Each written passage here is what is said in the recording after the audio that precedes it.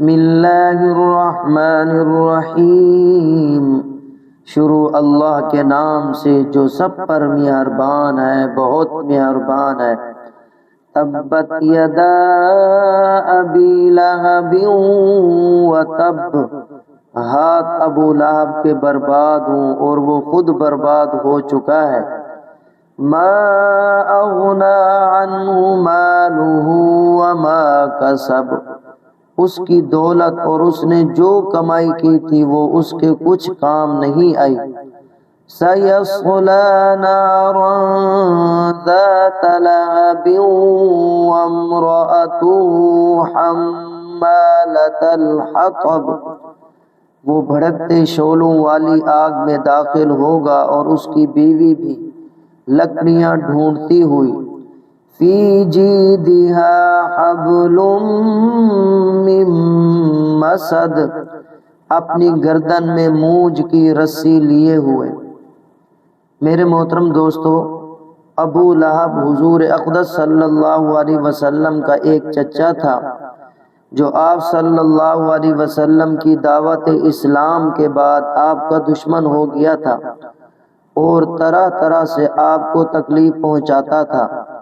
جب حضرت صلی اللہ علیہ وسلم نے پہلی بار اپنے خاندان کے لوگوں کو صفا پہاڑ پر جمع فرما کر ان کو اسلام کی دعوت دی تو ابو لہب نے یہ جملہ کہا تھا، تبا لک لہذا جمعتنا، یعنی بربادی ہو تمہاری، کیا اس کام کے لیے تم نے ہمیں جمع کیا تھا؟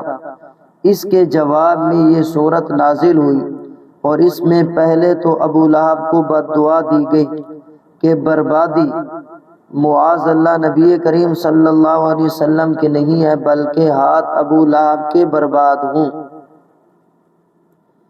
میرے محترم دوستو، عربی محاورے میں ہاتھوں کی بربادی کا مطلب انسان کی بربادی ہی ہوتی ہے۔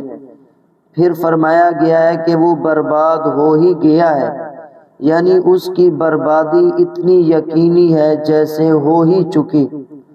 چنانچہ جنگ بدر کے 7 دن بعد اسے طاعون جیسی بیماری ہوئی جسے عدسہ کہتے ہیں۔ عرب کے لوگ چھوت چھات کے قائل تھے اور جسے عدسہ کی بیماری ہوتی اسے ہاتھ بھی نہیں لگاتے تھے۔ چنانچہ وہ اسی حالت میں مر گیا اور اس کی لاش میں سخت بدبو پیدا ہو گئی، یہاں تک کہ لوگوں نے کسی لکڑی کے سہارے اسے ایک گڑھے میں دفن کر دیا۔ 3 دن تک اس کی لاش پڑی ہوئی اور بیٹے بھی قریب نہیں جاتے تھے۔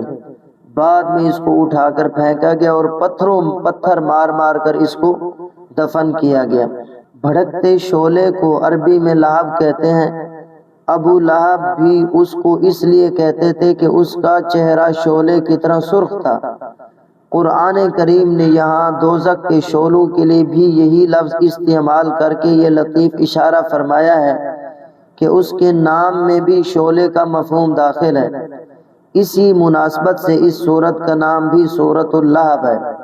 اور ابو لہب کی بیوی جمیل کہلاتی تھی اور وہ بھی حضور اقدس صلی اللہ علیہ وسلم کی دشمنی میں اپنے شوہر کے ساتھ برابر کی شریک تھی۔ بعض روایتوں میں ہے کہ وہ رات کے وقت آپ صلی اللہ علیہ وسلم کے راستے میں کانٹے دار لکڑیاں بچھا دیا کرتی تھی اور آپ کو طرح طرح ستایا کرتی تھی، لکڑیاں ڈھونڈتی ہوئی۔ اس کا مطلب بعض مفسرین نے تو یہ بتایا ہے کہ وہ اگرچہ ایک باعزت گھرانے کی عورت تھی لیکن اپنی کنجوسی کی وجہ سے ایندھن کی لکڑیاں خود ڈھونڈ کر لاتی تھی۔ اور بعض حضرات نے فرمایا ہے کہ وہ حضرت صلی اللہ علیہ وسلم کے راستے میں جو کانٹے دار لکڑیاں بچھاتی تھی اس کی طرف اشارہ ہے۔ ان دونوں صورتوں میں لکڑیاں ڈھونڈنے کی یہ صفت دنیا ہی سے متعلق ہے، اور بعض مفسرین نے یہ فرمایا ہے کہ یہ اس کے دوزخ میں داخل ہونے کی حالت بیان فرمائی گئی ہے، اور مطلب یہ ہے کہ وہ دوزخ میں لکڑیوں کا گٹھڑ اٹھائے ہوئے داخل ہوگی۔ قرآن کریم کے الفاظ میں دونوں معنی ممکن ہیں، اور ہم نے جو ترجمہ کیا ہے اس میں بھی دونوں تفسیروں کی گنجائش موجود ہے۔ فی جیدہا حبل من مسد، اپنی گردن میں مونج کی رسی لیے ہوئے۔